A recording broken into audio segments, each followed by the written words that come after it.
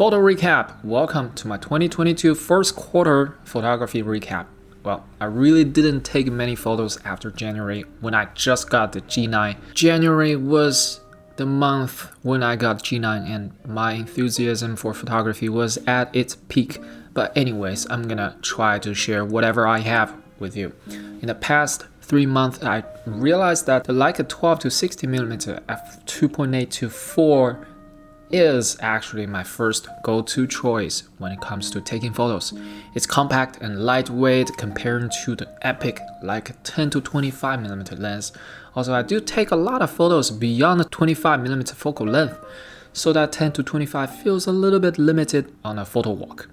The 12 to 60mm doesn't have nearly as wide aperture as the 10 to 25's f1.7, but in reality, only a small portion of photos I shoot incorporate any kind of a shallow depth of field. So yeah, the 12 to 60 is perfect for general photography purpose, and 10 to 25 is just a little bit unnecessary.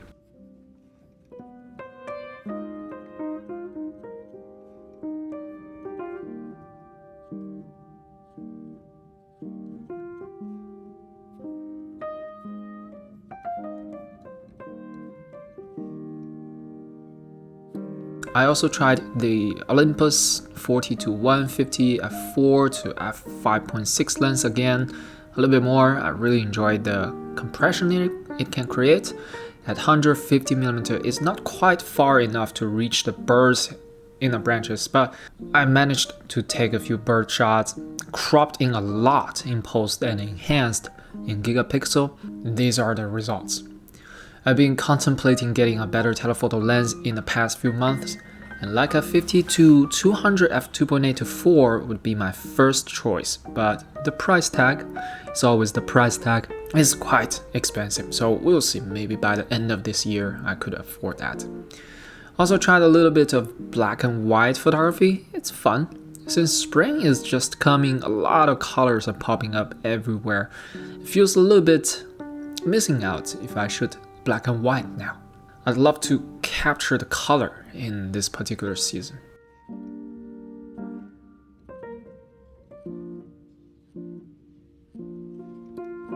Sigma 10 to 20mm f3.5 lens with speed boosters. I forgot how sharp this combo can be on a Micro Four Third camera.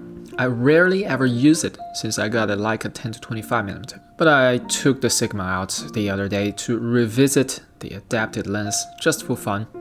And autofocus is fast and accurate. Surprise?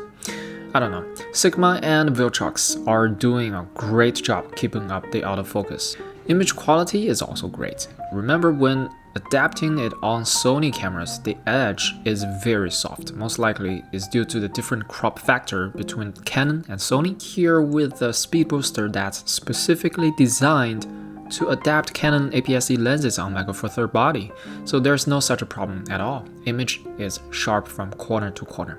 One thing to pay attention to is that you have to zoom to 11mm to eliminate the vignetting, or rather the back of the lens frame that shows up in your picture.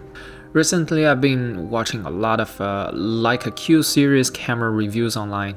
I'm drooling over it. Haha, damn, I know I can't afford them, but it is so good looking.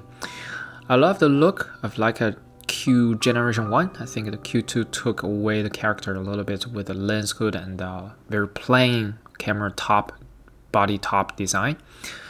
Well, these are the photos taken with my GX85 and Leica 12 to 60, the poor man's Leica combination.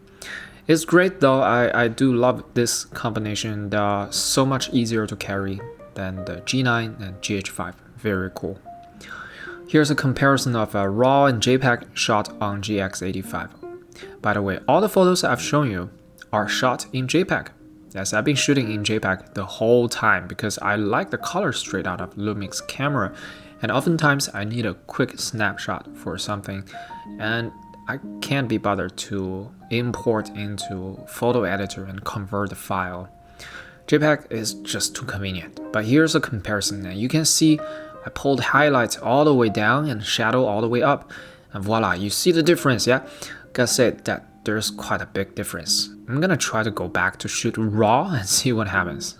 Alright, that's all I have to share for now. I swear I will take more pictures next quarter and I'll have more work to show by then. Trust me, this is only the beginning of my photography journey. Let's go.